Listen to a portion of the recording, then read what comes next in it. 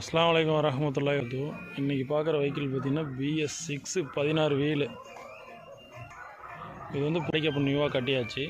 நம்மளது வந்து electrician work மட்டும்தான், எல்லாம் பக்காவாக முடிஞ்சது. டெலிவரி இன்றைக்கி. அஸ்ஸலாமு அலைக்கும்.